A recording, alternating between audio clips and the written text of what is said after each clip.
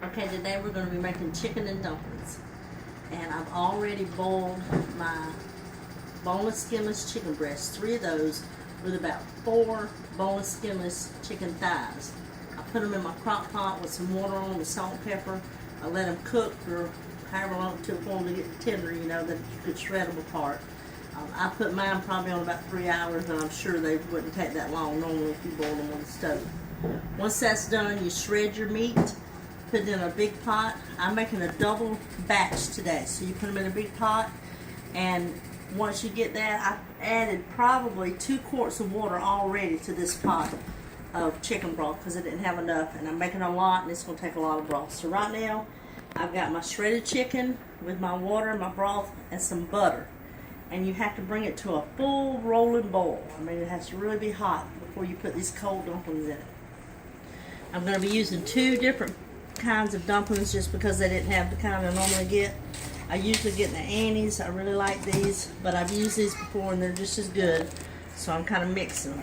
I'm going to put the dumplings in, stir them around a little bit as they're cooking so they won't stick. First, I'm going to add some salt and pepper to my water.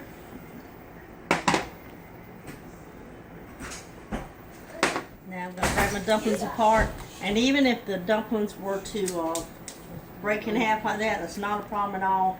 You're just dumping them down in your water, and I try to put some on one side and some on the other so they don't pile up on each other.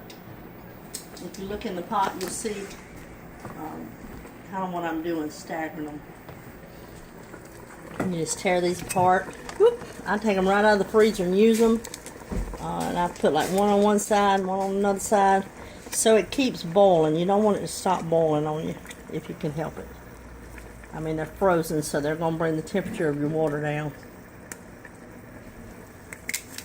Go ahead and crack these. I have to do it faster.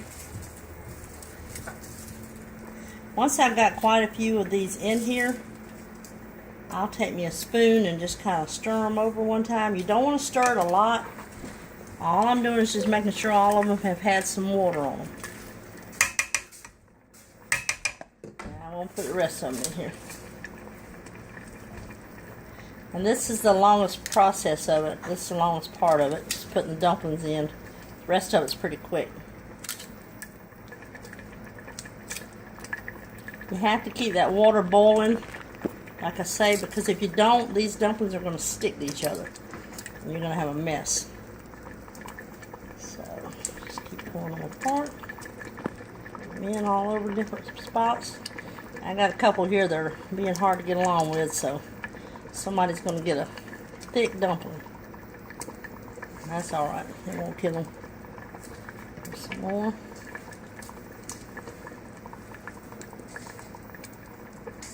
This is the reason I don't buy this kind as much as I do the other, because they seem to be a little bit harder to pull apart. Now you'll see when I start with these Annie's.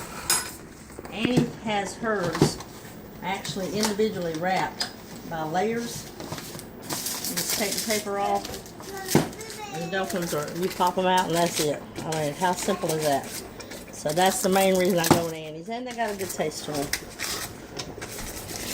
But mostly just for convenience. And while I'm doing that, I continue to stir this a little bit because the ones that are in there will start sticking to the bottom if you're not careful.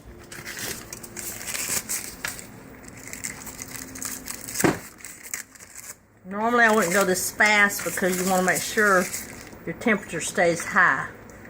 But since I'm videoing it, I'm going a little bit faster with my noodles. So it won't be a 10-minute video.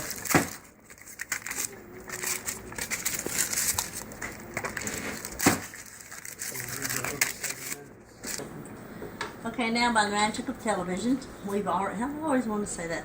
By the magic of television, we've already got our noodles in, all the noodles are in the pan. I brought them back to a good boil, as you can see if you look in the pan. It's boiling real good. Look in the pan. That was your cue.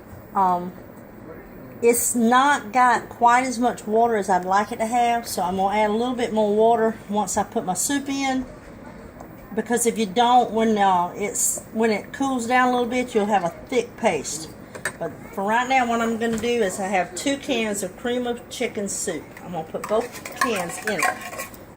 Now you do this once your dumplings have all been put in there and you let it come back to a full boil.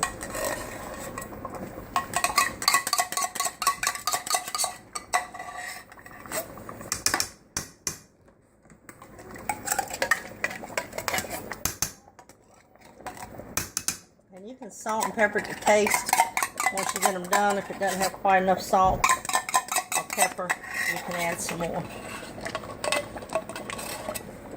Okay.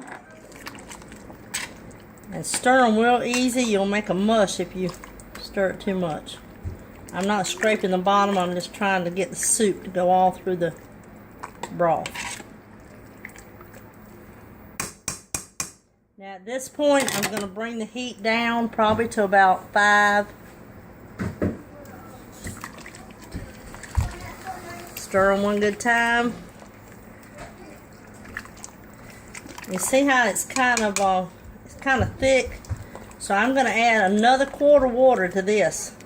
That will be a total of about 4 quarts of water I've had to add all together, counting the broth. So probably a good 3 quarts of water and a quart of broth. I've got it on about 4 or 5. I'm going to pour another quart of water in it. Put me a little more salt and pepper to taste. Cover it and turn it completely off. And you'll have your chicken and dumplings.